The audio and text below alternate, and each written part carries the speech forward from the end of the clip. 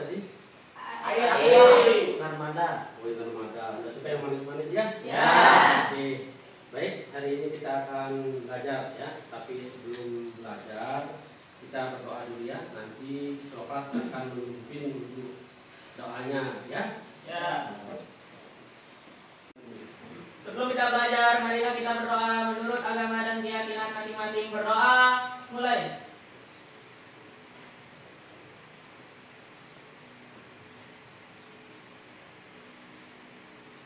Berdoa, selesai. Baik anak-anak, Pak Guru akan cek untuk kehadiran kalian dulu ya. Ini kelas 10 TKJ ya. Ya. Oke, Pak Guru akan absensi dulu. Yang Pak Guru panggil namanya angkat tangan ya. Atma, Hadir. Arni, Hadir. Arsiah, Hadir.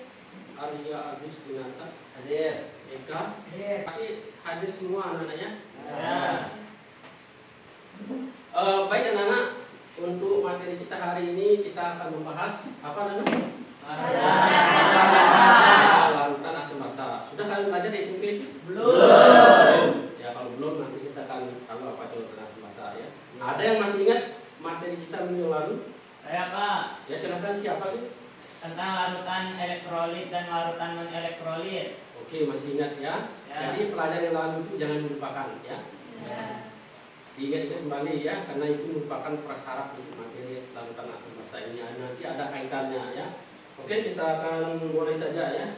Larutan asam basa ya. Nah ini ada beberapa gambar buah-buahan yang kami gunakan. Yang pertama gambar apa ini? Asam Jawa.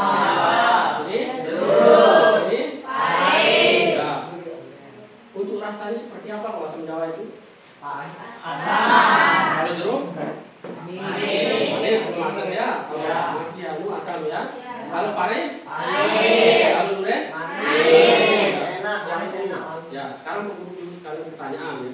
Mengapa kok buah-buahan ini bisa rasanya ada yang manis, ada yang pahit, ada yang asam? Ya, ada yang bisa? Tidak bisa ya, nanti kita akan cari jawabannya bersama ya. Ya. Kita belajar nanti kalian akan temukan ya. Kemudian untuk mengetahui dia apakah dia larutan asam atau dia basa dengan cara seperti apa kira-kira? Dicicipi ya.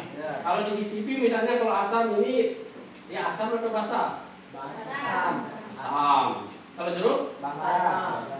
Basa. Ya. Kalau pare? Pahit. Pahit. Ya asam atau basa? Ya asam atau basa. Dari kalau durian? Basah. Ya. Nah, kemudian tadi kalian mengatakan untuk mengetahui dia asam atau basa itu dengan cara mencicipi ya. Ya. Ya perhatikan gambar berikutnya. Oke, siapa mau cicipi ini? Tadi kan sudah bilang mau cicipi ya. Ya. Nah, kalau yang ini untuk membedakan dia asam atau basa itu nanti ada alatnya ya. Ya. Namanya pertama itu kertas lakmus ya, nanti kalian gunakan ya. Kemudian yang kedua itu meter gitu ya. Tidak bisa semua dicicipi ya. Ya. Bagaimana kalau dicicipi racun nanti kan bisa berbahaya seperti itu ya. Oke ya. Baik anak-anak, ini untuk tujuan pembelajaran kita pada hari ini ya. Yang pertama itu peserta diri mampu menjelaskan pengertian larutan asam dan basa menurut teori Arrhenius dengan benar ya. Jadi kalian bisa cari nanti pakai literasi digital di HP ya. Kemudian pakai buku, kemudian ada materi modul baru disiapkan nanti dicari sendiri pengertiannya. Kemudian yang kedua itu peserta diri dapat menyebutkan larutan yang bersifat asam dan basa dengan mengamati lingkungan sekitar minimal 4 yang nanti disebutkan apa saja larutan yang bersifat asam dan basa ya. Kemudian yang ketiga, peserta didik dapat membedakan larutan asam, larutan basa, dan netral dengan menggunakan kertas lakmus dengan benar. Ya, kemudian yang keempat, peserta didik dapat menentukan pH larutan menggunakan pH meter. Alatnya ada pH meter berarti ya, ada kertas lakmus ya, bukan dicicipi-cipi ya. Nah, kemudian 5, peserta didik mampu menganalisis larutan yang bersifat asam di basa kuat dan asam basa lemah berdasarkan pH yang kalian dapatkan. Jadi tujuan pelajaran yang akan kita capai seperti ini nanti anak ya. Kemudian berikutnya anak model pembelajaran yang kita gunakan pada hari ini adalah model program based learning yang disingkat dengan PBL. Jadi ada permasalahan yang harus kita selesaikan secara kontekstual, kita kaitkan dengan materi pada kita hari ini ya. Begitu ya. Kemudian untuk penilaiannya di sini, jadi kalian harus terus kemudian bekerja sama, diskusi, menyelesaikan tugas dan presentasi nanti. Ya. Yang pertama itu ada tes pengetahuan, nanti di akhir pembelajaran ada tesnya nanti ya. Kemudian keterampilan, nah keterampilan ini nanti jika kalian bekerja sama mengerjakan praktik, jadi kita ada praktik dunia ya. Jadi kalian kan biasanya senang dengan praktik dunia ya. Dan ada LKPD yang kalian isi, jadi ini yang bapak menilai nanti. Kemudian ada juga pilihan sikap ya, pilihan sikap kalian tidak praktik dan tidak pelatihan. Baik anak-anak, jadi berikut Guru akan menayangkan sebuah video permasalahan ya yang kalian harus amati ya. Bagian dada seringkali dikaitkan dengan penyakit jantung. Tetapi tahukah kalian bahwa rasa sakit di bagian ini tidak selalu berkaitan dengan serangan jantung? Ini adalah suatu penyakit yang saat ini menjadi tren di tengah masyarakat kita, yang juga termasuk kelompok penyakit akibat asam lambung, acid related disease, ya NIGA. Jadi ada suatu keadaan di mana pasien tersebut ya merasakan panas dada seperti terbakar dan mulutnya pahit, dan ini terjadi karena memang adanya isi lambung itu yang balik arah dari lambung ke kerongkongan. Nah, kondisi ini ya, jadi kondisi ini sebenarnya bisa kita cegah. Nah, bagaimana kita mencegahnya? Pertama adalah kita menghindari makanan-makanan yang meningkatkan produksi asam lambung, ya, seperti misalnya makanan mengandung kafein, itu yang pertama. Kemudian kita juga menghindari makanan-makanan yang menyebabkan pengosongan lambung ya menjadi terlambat, atau adanya pelemahan klep pada antara kerongkongan dan lambung kita. Jadi seperti misalnya makanan mengandung coklat dan keju. Obat-obat untuk mengatasi permasalahan lambung kita ini memang bermacam-macam. Jadi pertama adalah obat yang sifatnya untuk menetralkan asam lambung. Jadi itu seperti yang antasida. Nah, tadi Guru sudah menayangkan video permasalahannya ya. Sudah dapat informasi permasalahannya. Di sini pendidikan ya atau asam lambung ya. Salah satunya contoh penyakit asam lambung bisa lemah. Pernah dialami? Bisa pusing, mulas dan sebagainya, ya. Kemudian tugas kalian sekarang adalah sebagai ahli kimia, ya. Tugas kalian itu membantu penderita asam lambung tersebut untuk mengelompokkan ya beberapa makanan atau minuman yang boleh mereka konsumsi dan yang tidak boleh mereka konsumsi. Itu permasalahan yang kalian harus selesaikan hari ini, ya. Paham? Kemudian nanti Guru akan bagikan LKPD, di situ ada video juga, bisa kalian tonton, ya. Di situ kalian bisa tonton. Kemudian di situ ada untuk LKPD-nya nanti di situ ya. Ada beberapa kolom yang kalian harus isi ya. Jika ada kesulitan nanti bisa tanya sama Pak Guru, ya. Baik anak-anak, berikutnya kalian membentuk kelompok ya. Bentuk kelompok sesuai dengan nama-nama yang Pak Guru kirim di grup kelas kalian kemarin ya. Itu berdasarkan dari tes diagnosis kemarin yang Pak Guru berikan ya. Silakan bentuk kelompoknya. Silakan bubar membentuk kelompok. Ambil mejanya ya.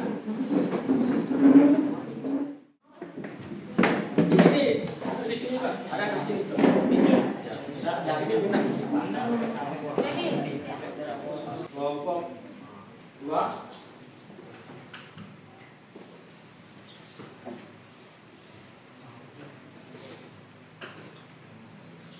Kelompok 3 ini ya.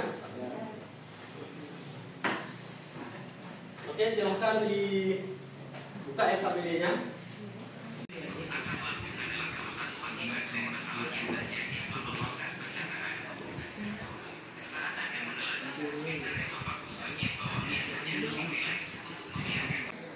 Informasi yang kamu peroleh dari video. Tadi video pertama kan permasalahannya GERD atau asam lambung. Nah, tulis di situ ya. tulis, ya.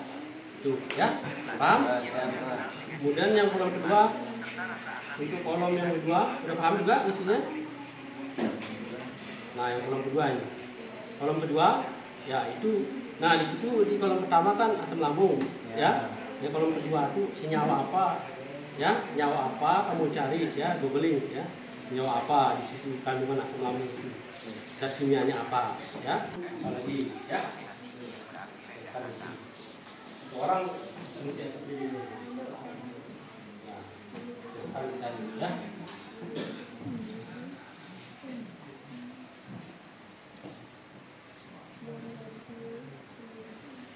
Tulis informasinya, ya.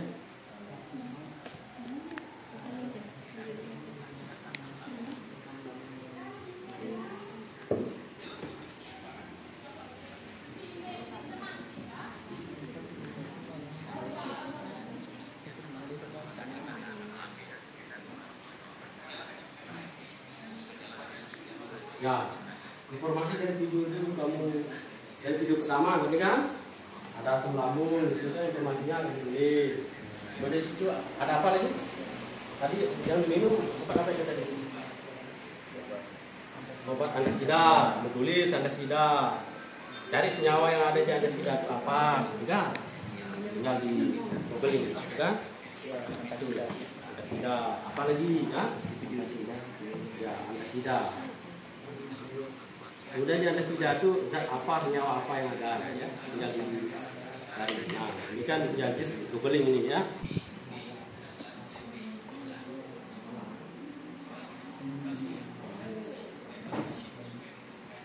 Sudah? Apa yang kalian lakukan? Itu?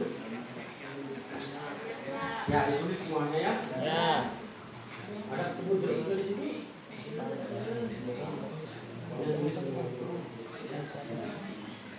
Kalau ini apa menyebabkan asam lambung, misalnya asam lambung itu apa, kandungannya, buat pertanyaan. Di situ kan kamu dapat tadi obat MA, ya, atau antasida, ya. Apa yang terdapat kandungannya dalam antasida tersebut, ya, kamu tulis dalam pertanyaan. Ya, silahkan. Nah, ini sesuai dengan yang ini, ya. Sesuai dengan ini. Ditulis. Pertama kan yang membawa apa ini? Asam Jawa. Nah, ini ditulis jeruk. Ya, jeruk semuanya ditulis. Ya. Paham? Ya, silakan lanjutkan, paham. Ya, tulis cara kerjanya apa? Sama kedua, ketiga sampai selesai, ya.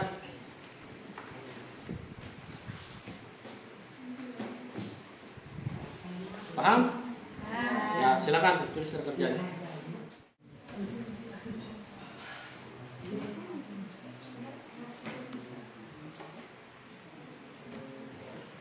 Cara kerjanya ini coba Pak Guru cek dulu.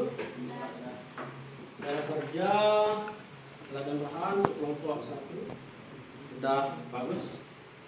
Kemudian untuk kelompok 2 coba Pak Guru lihat cara kerjanya.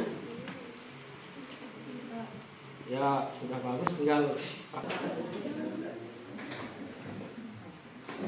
udah ini memperhatikan, ambil kertas kosong untuk namanya nanti nama lakukan kertas kosong, ya.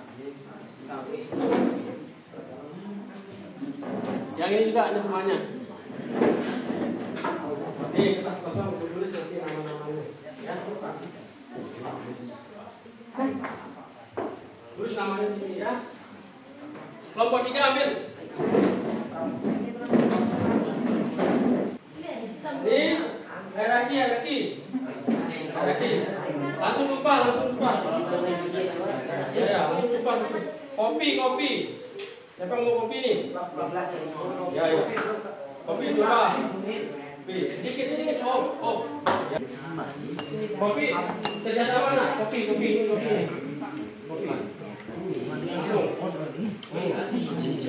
Hierarki, ya. Ini dibuka, nah jeruknya diambil airnya. Tadi kamu enggak.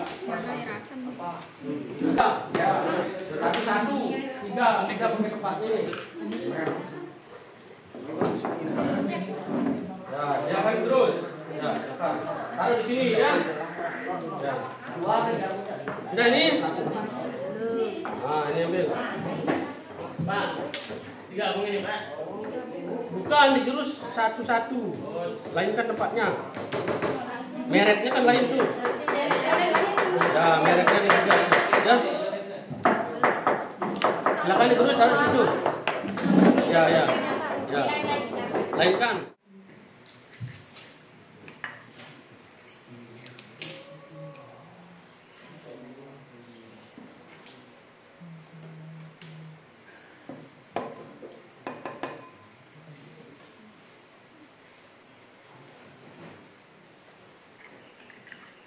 Perhatikan dulu anak-anak ya, sebelum kalian praktek alat dan bahannya sudah kalian persiapkan dengan bagus itu ya. Jadi yang pertama nanti biar hasilnya valid, kalian ukur dulu menggunakan kertas lakmus itu ya. Karena ada lakmus merah, ada lakmus biru. Nah di situ kalian bisa tahu mana yang asam, mana yang basah. Dipisahkan ya. Nanti kemudian nanti yang kedua ukur pH-nya ya, menggunakan pH meter ini ya. Tadi teman kalian Rizky sudah ini ya, sudah distandarkan ini ya. Di sini Pak Guru kasih kode ya, ada kode A, ada kode B ya. Yang A itu asam, untuk mengukur asam nanti ya. Kemudian yang B itu untuk mengukur basa, biar hasilnya akurat nanti ya. Jangan dicampur, nanti kalau dicampur nanti hasilnya tidak bagus ya. Nah sekarang silahkan mulai ukur menggunakan kertas lakmusnya dulu ya. Barutannya, silahkan. Apa ini? Air hati, celupkan lakmus merahnya dulu ya. Satu-satu. Nah yang merah dulu, yang merah celupkan. Ya, celupkan hasilnya seperti apa. Lamaan dulu. Nah kalau sudah taruh di situ ya, paham? Nah, sekarang yang biru, celupkan yang biru. Apa yang terjadi?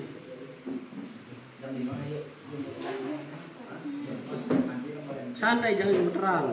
Dideretkan. Nah merah dulu baru biru.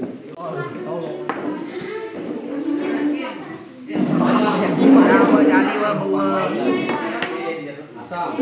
Ini salah satu. Nah ini apa ini? Deterjen. Tulis dulu.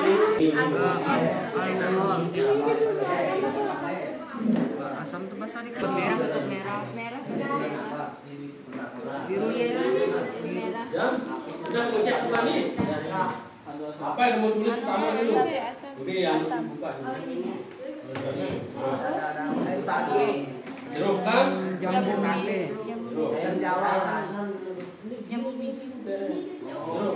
Jambu mete. Wah, musimnya apa? Ada cari musimnya ini tidak lupa. Merah tetap merah.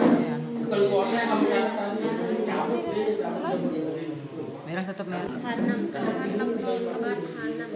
Biru kalau sudah biru enggak apa? Bahasa nangkut tahu. Merah.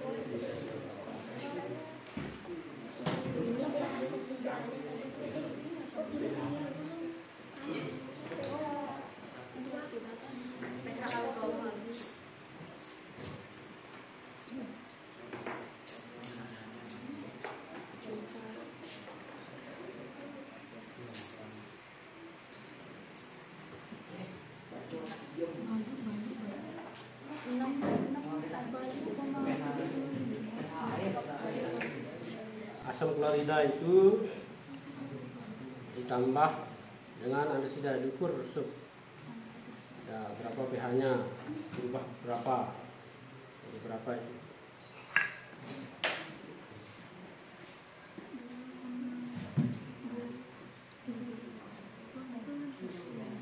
Berapa? Tulis. Di sini.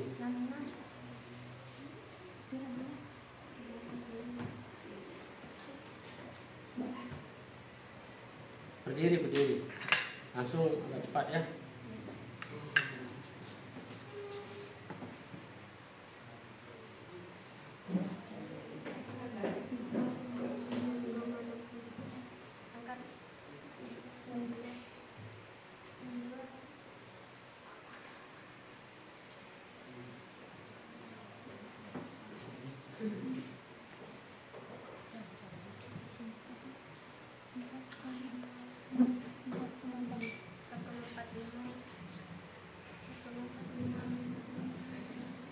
Ya.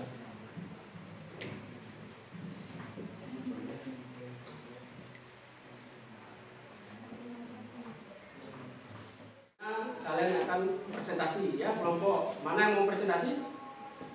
Kelompok 2. Ya, silakan kelompok 2. Maju. Assalamualaikum warahmatullahi wabarakatuh. Waalaikumsalam warahmatullahi wabarakatuh. Kami dari kelompok 2 akan mempresentasikan hasil percobaan kami terhadap larutan asam dan basa yang akan disampaikan oleh teman saya Nanto. Berdasarkan hasil percobaan kami, larutan yang mengandung asam adalah jeruk nipis, alkohol, air aki, jambu mente, dan asam jawa.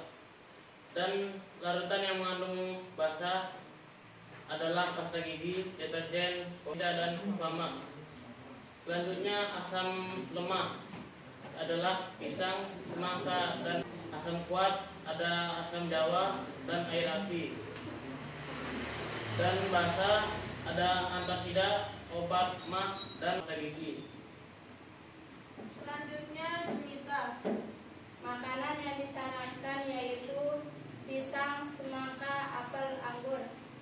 Dan yang berikutnya Penny. Makanan yang tidak disarankan jeruk, cabai, alkohol, kopi. Dan yang akan membacakan kesimpulan yaitu Rizky. Kesimpulannya, emang disebabkan oleh asam lambung. Asam lambung disebabkan oleh konsumsi makanan dan minuman yang berkarakteristik asam yang memicu kenaikan asam lambung, senyawa yang terdapat pada asam lambung. Asam lambung adalah asam klorida dengan rumus kimia HCl, sehingga disarankan menghindari konsumsi makanan yang bersifat asam yang tinggi, seperti jeruk. Disarankan konsumsi makanan yang bersifat asamnya rendah seperti pisang. Obat mah seperti antasida mengandung magnesium hidroksida yang bersifat basa sebagai obat mah. Yang kedua, asam lambung mengandung senyawa HCl, asam klorida yang bersifat basa. Obat mah dapat menurunkan kadar keasaman berdasarkan percobaan. pH HCl 2 setelah ditambahkan obat mah pH-nya berubah menjadi 5. Artinya obat mah dapat menurunkan kadar keasaman. Baik, demikian penyampaian dari teman saya. Apakah ada yang mau ditanyakan? Saya. Silakan. Mengapa obat mah bisa mengurangi asam lambung? Obat mah mengandung magnesium hidroksida yang bersifat basa yang bisa mengurangi atau menetralkan asam lambung yang mengandung asam klorida atau HCl. Baik, apakah ada yang mau bertanya lagi? Saya. Silakan. Solusi apa yang kalian berikan kepada penderita asam lambung? Bisa menjawab makanan yang disarankan pisang, semangka, apel, anggur. Baik, apakah ada lagi? Tidak ada. Tidak ada yang bertanya lagi? Tidak. Jika tidak ada yang bertanya lagi, maka kami dari kelompok 2 mengakhiri presentasi kami. Sekian dari kami. Wassalamualaikum warahmatullahi wabarakatuh. Waalaikumsalam warahmatullahi wabarakatuh. Baik, itu penyajian dari presentasi kelompok 2 ya. Sangat luar biasa sekali. Silakan kita di tangan. Silakan duduk. Baik anak-anak, tadi kalian sudah melakukan percobaan dan presentasi. Selanjutnya kita akan refleksi ya, refleksi kesimpulan dari apa yang kalian pelajari tadi ya. Siapa yang mau membantu guru untuk menyimpulkan materi kita hari ini? Saya, Pak. Ya, silahkan Arya. Asam adalah senyawa yang dapat melepas ion hidrogen atau H+ jika dilarutkan dalam air. Contohnya HCl. Basa adalah senyawa yang dapat melepas ion hidroksida atau OH- jika dilarutkan dalam air. Contoh NaOH. Oke, bagus sekali. Selanjutnya siapa? Saya. Ya, silahkan Arsya. Asam rentan pH adalah 6, 5, 4, 3, 2, dan 1. Semakin rendah nilai pH yang dimiliki oleh suatu zat, maka tingkat keasamannya semakin tinggi. Netral rentan pH adalah 7 dan basa rentan pH adalah 8 sampai 14.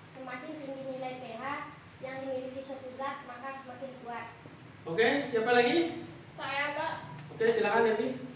Larutan basa digolongkan sebagai basa kuat jika nilai pH tinggi dan memiliki daya hantar listrik yang kuat. Jika nilai pH sekitar 8-12 dan bersifat elektrolit lemah, maka digolongkan sebagai basa lemah. Oke, sangat luar biasa. Tepuk tangan dulu. Baik, selanjutnya Pak Guru akan kasih kalian tes, ya. Tes lewat Google Form. Silahkan keluarkan HP-nya, ya. Keluarkan HP-nya. Untuk linknya sudah Pak Guru share ke grup WA kita, ya. Atau bisa dengan men-scan barcode yang ada di LKP itu. Tes formatifnya di situ langsung. Silahkan dikerjakan, ya. Pak Guru kasih waktu 5 menit, silahkan dikerjakan.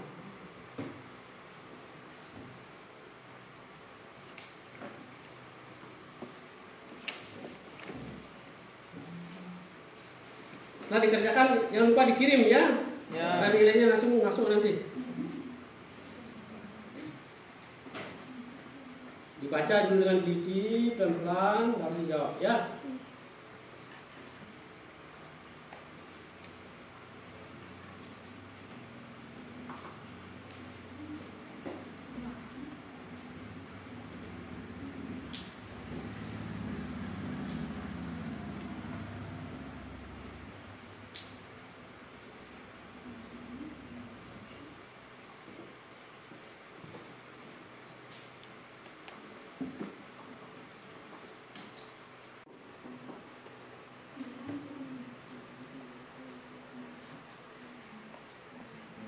Baik anak-anak, tadi kalian sudah mengikuti tes Google Form tadi, ya. Guru akan menyampaikan untuk materi berikutnya, yaitu teori asam basa menurut Bronsted teori, ya. Berikutnya akan kita bahas. Sebelum kita mengakhiri pelajaran, marilah kita berdoa menurut agama dan keyakinan masing-masing. Berdoa, mulai.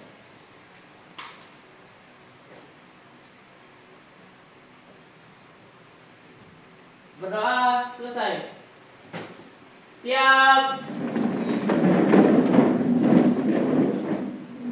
Beri salam. Assalamualaikum warahmatullahi wabarakatuh. Waalaikumsalam warahmatullahi wabarakatuh. Silakan, Mbak.